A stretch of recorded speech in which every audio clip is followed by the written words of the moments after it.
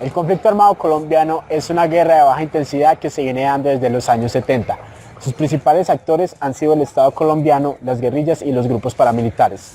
Desde entonces, de una u otra manera, este conflicto ha involucrado a todo el pueblo colombiano. Muchos de nosotros solo conocemos algunos apartes de esta historia que continúa escribiéndose día a día mientras no cese el conflicto. En la Cátedra de la Paz, dictada en la Universidad Nacional de Colombia, sede Manizales, se han tratado algunos temas al respecto, y de los cuales nosotros ahondaremos un poco más. El municipio de Trujillo está situado en el noroccidente del Valle del Cauca, a tan solo 2 horas y media de su capital, Cali. La ubicación del municipio dentro de la región geográfica del departamento hacen de su territorio un espacio de importante riqueza natural. La confluencia de ríos hacen que la región en sí sea potencia natural de cultivos como la caña de azúcar en el valle y la zona panelera en la montaña. El tradicional cultivo del café comparte importancia con la siembra de frutas, verduras y la cría de animales. Trujillo es recordado por las múltiples masacres ocurridas entre 1986 y 1994, uno de tantos municipios afectados por la era de violencia en nuestro país. En dichos hechos murieron cerca de 352 personas, víctimas de homicidio, tortura, detenciones arbitrarias y desapariciones forzadas, en donde se ven involucrados diversos actores como ELN, los carteles de la droga, los grupos de las Autodefensas Unidas de Colombia, AUC, la policía y el ejército, entre otros.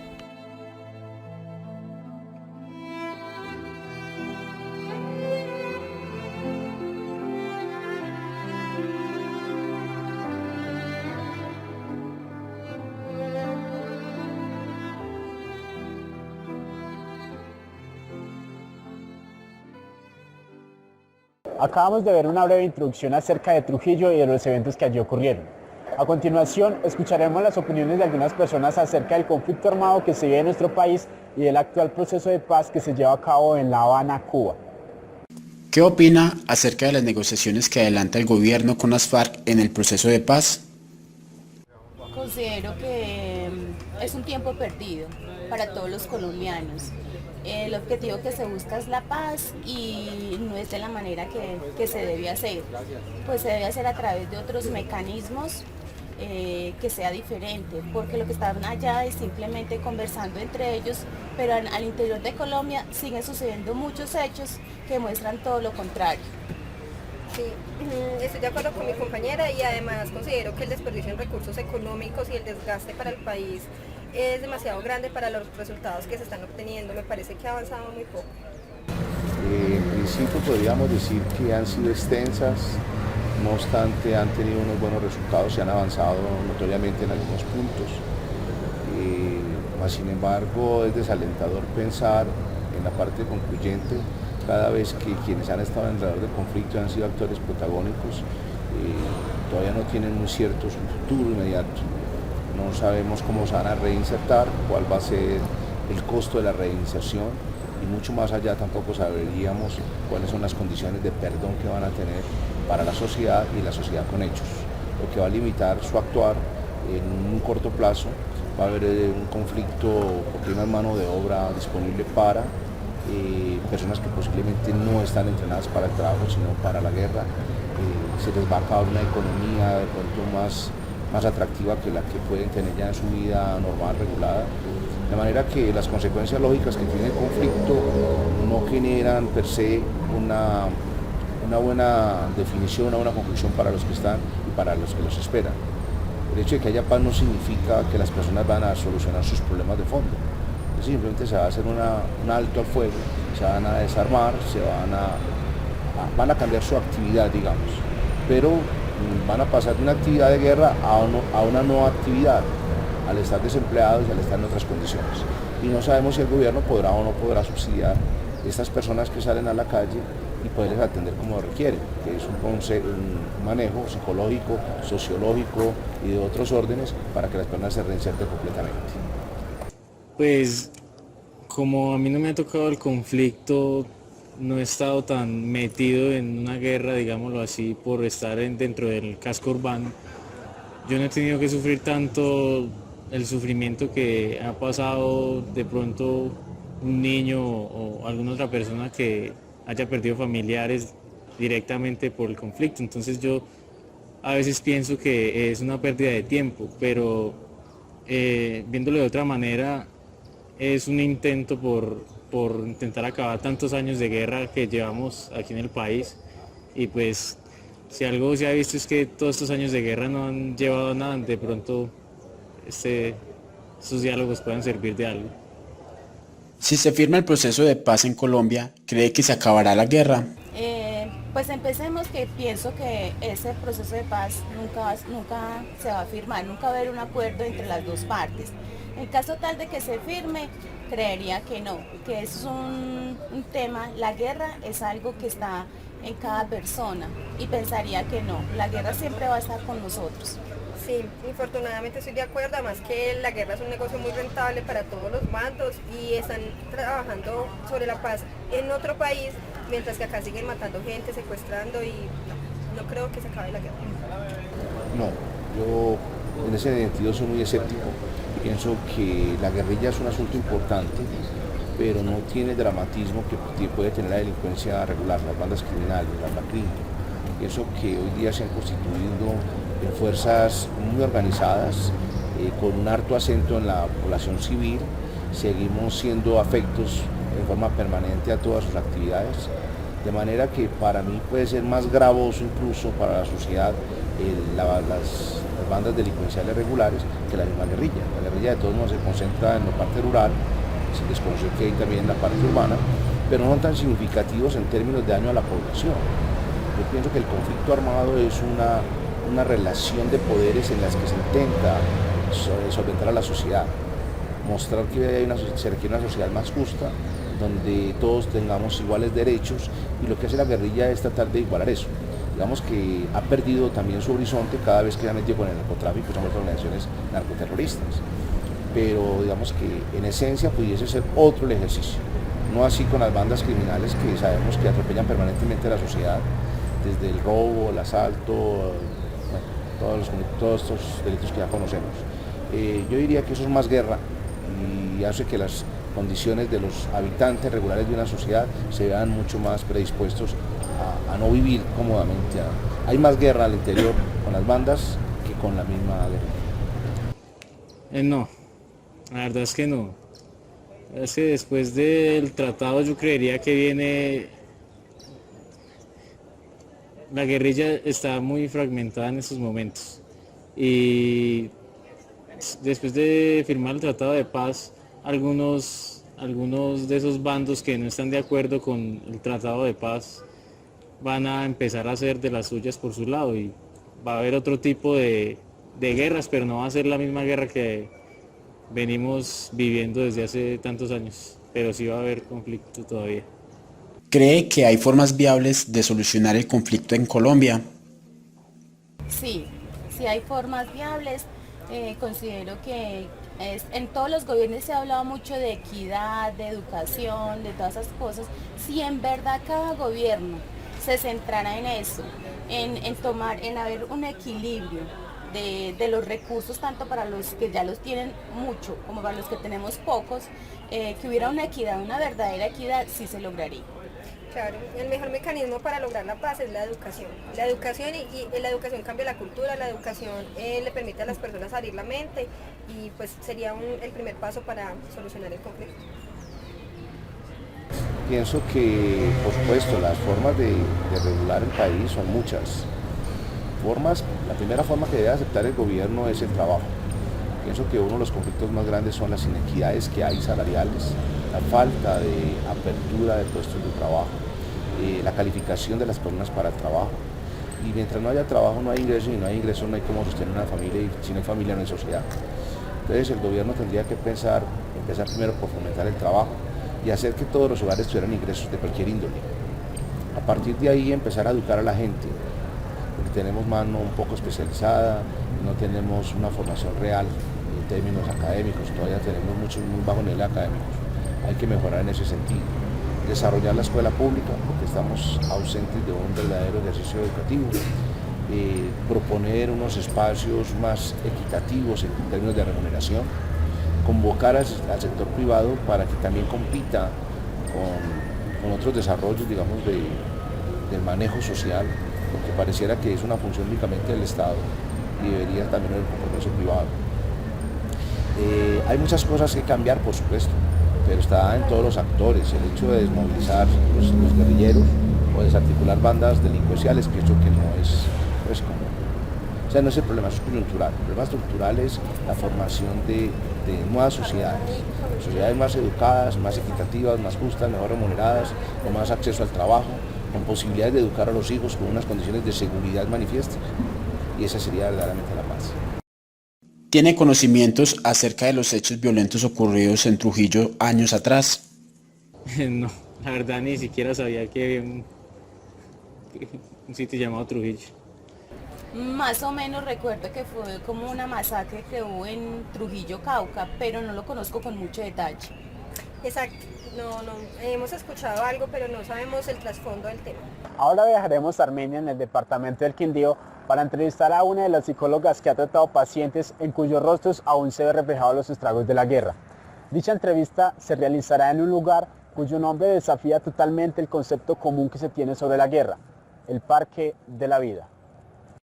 El día de hoy nos encontramos con Jennifer Geriet y Sarazo Urrea.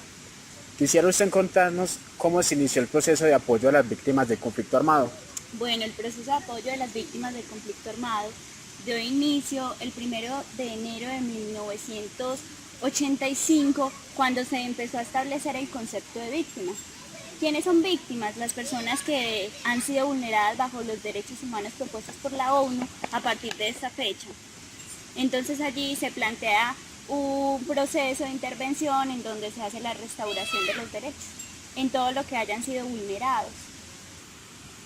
¿Cómo se ha iniciado el proceso de verdad, justicia y reparación a las personas afectadas en la violencia de Trujillo? Bueno, es un proceso que inició pero aún no termina, ¿sí? Es un proceso que se va bajo la Ley de Restauración de Derechos Humanos de las personas violentadas por estos hechos. Se consiste principalmente en asistencia oportuna y eficaz de restauración de tierras, restauración de perjuicios a nivel psicológico, a nivel económico, a nivel de salud, a nivel de educación, o sea, todos los ámbitos en los que hayan sido posiblemente vulnerados estas personas. Es un proceso que en la actualidad se concibe como pues que hay impunidad porque nunca han sido restaurados en su totalidad.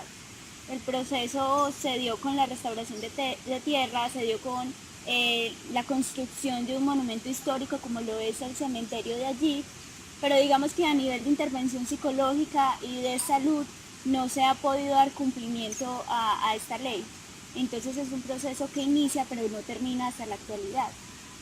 ¿Les llegó a afectar emocionalmente las historias de las víctimas de Trujillo? ¿Nos cuenta alguna anécdota? Bueno, afectar emocionalmente no, pero uno se sensibiliza frente a la situación, ¿sí? No es algo que, digamos, me afecte de manera directa, porque obviamente yo no fui víctima también, pero uno se sensibiliza de una manera muy, digamos, grande frente a esta situación, porque no es lo mismo cuando uno estudia de manera teórica las afecciones psicológicas que pueden llegar a tener estos eventos, a ir y encontrarse con la realidad del contexto, las historias que te rodean y chocar como con lo real, ¿no? Con lo que pasa realmente a través del discurso de estas personas. Entonces, digamos, fue una sensación muy fuerte lo que sentí, pero no me afecta, por el contrario me motiva a involucrarme más en ese tema y buscar pues soluciones. Una de las grandes, digamos, narraciones o discursos que me impactó y creo nunca podré apartar de mí es la historia de un señor que se sienta todos los días en la plaza de Trujillo después de la hora del almuerzo en una banca que está apuntando hacia la entrada del pueblo, y sabemos que la masacre pues de Trujillo fue hace ya más de 20 años y él sigue esperando a que vuelva su hijo. Entonces, digamos, esta realidad da cuenta de qué tan afectados están ellos a nivel psicológico como para considerar que una persona va a regresar después de tantos años, cuando obviamente todo apunta a que posiblemente estaba muerto. Entonces, digamos, es una realidad muy fuerte, pero que nos sensibiliza y nos motiva a involucrarnos en esta temática. ¿Qué cambio ha visto en Trujillo después de este proceso de violencia? Bueno, lógicamente yo no conocí la Trujillo anterior al proceso de violencia. pero uno da cuenta de que es un pueblo diferente a todos los demás cuando entra a este sitio, ya que es un pueblo como con la ausencia de la felicidad, es un pueblo prevenido, es un pueblo que sigue luchando por la impunidad, es un pueblo que todo el tiempo está haciendo protestas, es un pueblo que además ha ido pasando de generación en generación esta historia, entonces es como si tú entraras al pueblo y de por sí ya supieras que algo está ocurriendo. No es un pueblo con, digamos, la misma esencia que lo es un pueblo normal. Entonces yo creo que han habido demasiados cambios a nivel pues estructural, me imagino igualmente muchos, y a nivel de la población toda la predisposición que ronda alrededor de la posibilidad de un nuevo acto de violencia o masacre. ¿Cuál considera usted las razones fundamentales para que se esté llevando un proceso de paz en Colombia? Bueno, yo creo que una de las razones fundamentales y muy obvias es que llevamos 50 años en guerra. Entonces yo creo que no hay por qué esperar más para que se dé un proceso de paz. Además vimos muchas masacres todo el tiempo, son 50 años y si tendremos que esperar otros 50 años, pues me imagino que no quedará nada en nuestro país.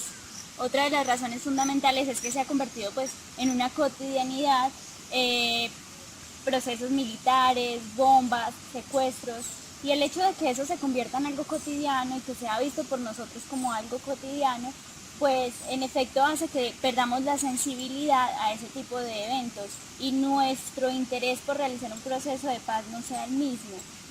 Además, también tenemos que verlo por el lado de cómo somos vistos en el exterior, cómo un personaje, un ciudadano en el exterior representa a Colombia entero, cómo nos llevamos además en nuestra maleta a todos los ciudadanos, porque por fuera de Colombia somos unos guerrilleros, unos narcotraficantes, y eso debe empezar a cambiar. Inmediatamente cambiará cuando pare todo lo de la paz, todo lo de la guerra y se inicie un proceso de paz.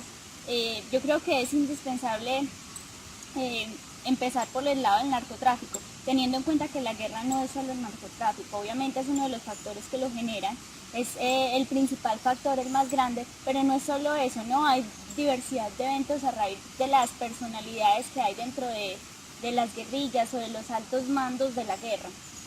¿Cómo vive usted el proceso de paz? Bueno, ¿cómo veo yo el proceso de paz? Yo creo que lo vivo al igual que todos los colombianos, ¿sí? Lo vivo esperanzada de que el proceso de paz resultará siendo una solución inmediata a los conflictos, a la violencia, al narcotráfico. Lo vivo pensando que será una solución pertinente para ambas partes, para las partes que se oponen, para las partes que los favorecen, para nosotros como ciudadanos. Espero que el proceso de paz, si se llegase pues a cumplir en su totalidad, no nos afectara en diversos aspectos. Lo vivo sí muy esperanzada de que eso sea la solución inmediata a nuestros problemas y que sea por fin el punto final de esta historia trágica de 50 años. ¿Cómo considera la idea de visibilizar las masacres, actos de violencia y todo el conflicto armado que se ha vivido en Colombia? ¿Y cómo beneficia esto al proceso de paz, teniendo en cuenta que es importante que las personas conozcan la historia del país para así hacer una línea que demarque entre el antes y el después de la historia, habiendo firmado el proceso de paz? Bueno, lo de visibilizar las masacres puede llegarse a tomar como un acto amarillista, ¿no? Porque pues recordar este tipo de actos violentos, dar cuenta de que son actos sumamente perversos a mi parecer, puede llegar a tomarse como un amarillismo, pero los considero sumamente necesarios. Si yo bien recuerdo en mi proceso de educación en el colegio, nunca tuve conocimiento de este tipo de masacres. Lo vine a conocer ya más adelante, ahorita en la universidad, pero el hecho de que uno visibilice este tipo de actos desde esa edad y que uno los conozca y dé cuenta de lo que está pasando en nuestro país, nos hace tener conciencia de yo como persona qué puedo ofrecerle a mi país, yo como ciudadano cómo puedo contribuir en un proceso de paz, qué está pasando a mis espaldas mientras yo estoy en mi casa muy tranquilo, qué está pasando en otro lado, ¿no? Porque en últimas, si comparamos esto por ejemplo con la masacre de Trujillo, pasó así, mientras allí estaban en un caos, mientras mataban miles de personas inocentes, estábamos en casa con los brazos cruzados, no nos imaginábamos que estaba pasando ese tipo de cosas. Entonces dar conocimiento y una propuesta y un llamado muy importante sería incluso que encontráramos una cátedra en el colegio o en la universidad como la Cátedra de la Paz, ¿no? Algo sumamente importante que no se vería. Hoy en día se llama ética y valores, pero no nos contextualiza en Colombia, porque no nos contextualiza en este tipo de violencia, sino que lo habla de manera muy general. Entonces creo que sí es necesario que se haga visible este tipo de eventos. ¿Cómo usted llegó a situarse en el mundo de las víctimas del conflicto armado y en especial de Trujillo? Bueno, me sitúo a partir de una salida pedagógica de la universidad. Me acuerdo mucho en mitad de carrera, creo que fue, en donde mi docente Ricardo Iván Mejiana, un psicólogo pues reconocido a nivel del eje cafetero, quien me ha dictado varias cátedras y en la actualidad es mi asesor de práctica, nos invita a conocer este entorno para contrastar lo teórico con la realidad, ¿no? Y en efecto es un contraste muy fuerte, porque puede uno dar cuenta de que uno no dimensiona a partir de lo teórico y lo patológico en los libros lo que se vive como los posibles trastornos a raíz de los eventos traumáticos como estas masacres. Entonces me sitúo inicialmente por allí y esto me abre, digamos, un deseo muy grande para darle continuidad a partir de la psicología jurídica, que en la actualidad pues es mi objetivo más grande, empezar a solucionar, digamos, muchos de estos conflictos que hay a raíz de la restauración de víctimas, del desconocimiento también, porque las víctimas no saben cuáles son las rutas a seguir una vez han sido victimizadas.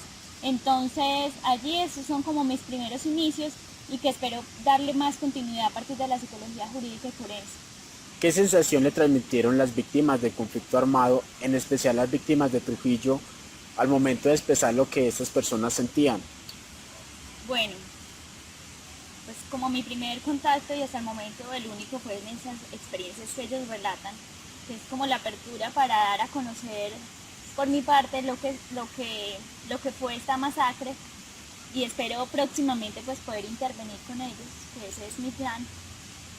Pero cuando cuentan estas experiencias, su discurso da cuenta de la ausencia de una superación de este evento traumático. Da cuenta de muchos aspectos que todavía están allí, que no se han solucionado.